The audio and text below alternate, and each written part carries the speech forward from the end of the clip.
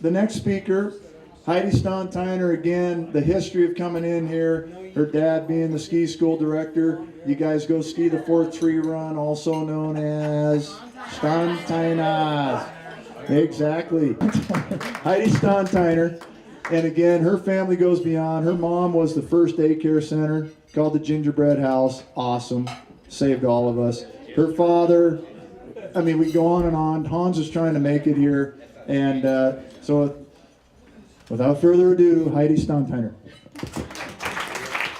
Thank you, Donna. Hi, everybody. I'm Heidi. Before I start, I need to digress, and I really need to mention that the only reason I have had the courage to come up here tonight is because of an incredible, wonderful neighbor and friend, Liz Donnell. Liz had been asking or gently telling me that this is what I need to do tonight, and for many, many months, and I'd been avoiding giving her an answer, and so here I am, and I hope you're smiling, Liz. Liz, we got to know her very well over the last couple years, and the one thing I want to say about her is Liz was the type of neighbor that I was accustomed to growing up with. Liz was a true Squaw Valley girl.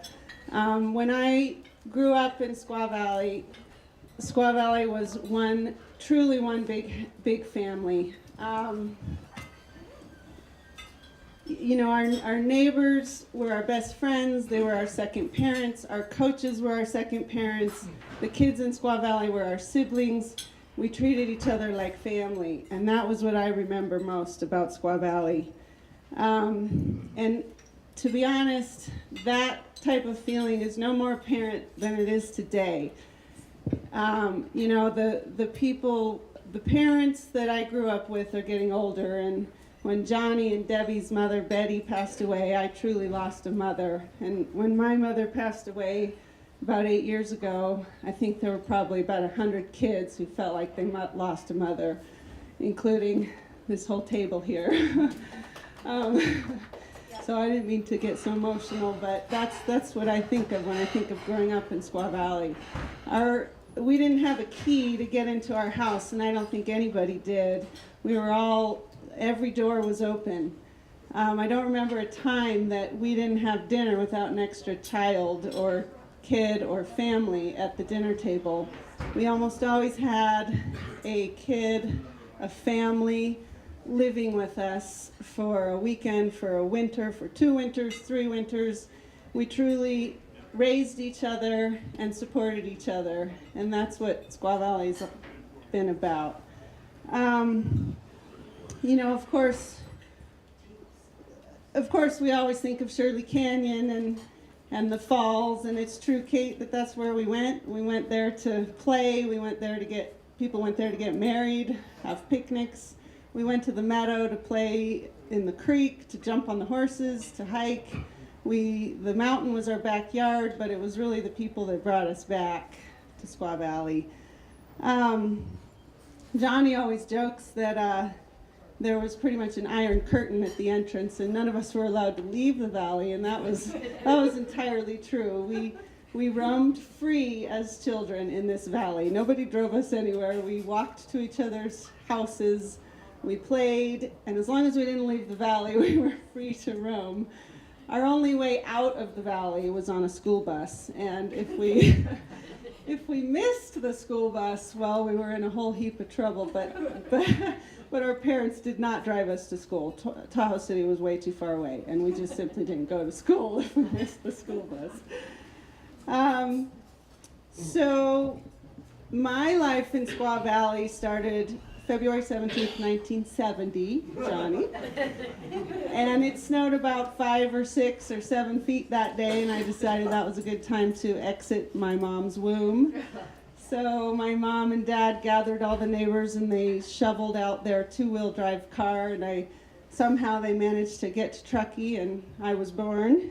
I was the youngest of 5, so our mother had to find a way to make a living and raise children at the same time. So she started the Gingerbread House. And the Gingerbread House was was basically the children's ski school of Squaw Valley. Oh, I'm supposed to stand on the X, sorry.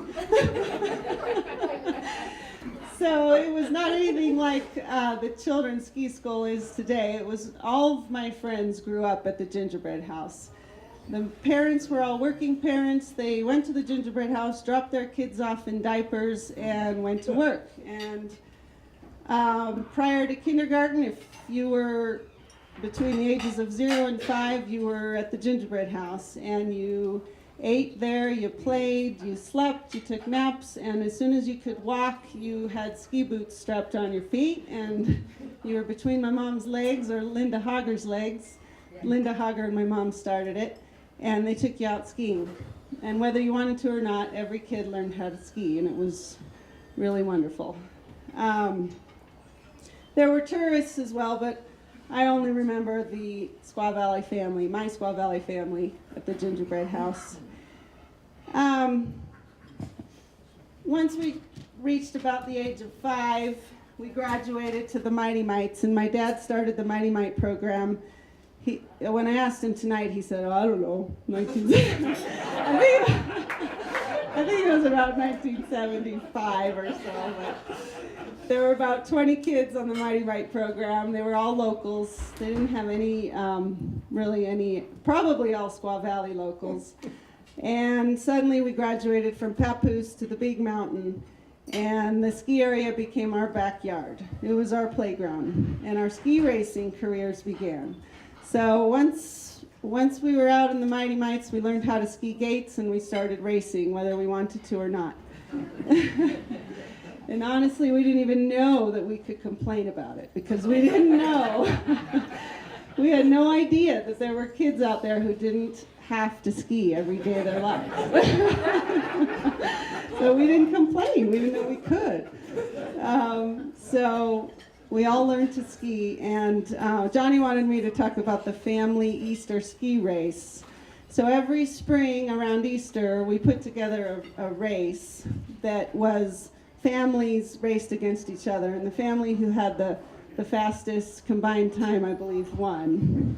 And honestly, the only thing I remember about the Easter ski race was when I was about 5 years old, and it was a pretty competitive race that year. I think the Teeses were giving us a run for our money, but I believe I believe our family was in the lead, and the youngest kid always went last. So I was 5 years old, I was the youngest. It was all on my shoulders to bring home the gold. So the Teeses were close behind, everyone was watching. I came down, skied through the gates, and I heard a lot of people cheering on the sidelines. I looked over, my entire family was there yelling and cheering, so I skied out of the course and skied over to them. And really, that's all I remember about the Easter family ski race. I think we won, anyway. But honestly, now that we're adults, we do finally realize how truly blessed we all were to have been born and raised in this valley. There could not have been a better childhood, even with the Iron Curtain at the entrance. And our parents moved here originally for the breathtaking views and the incredible meadow and the majestic mountains, but what kept them here generation after generation, and what has kept all of us here, are the people. And in the end, it's all about the people. And I hope Squaw Valley always stays that way. So, thank you.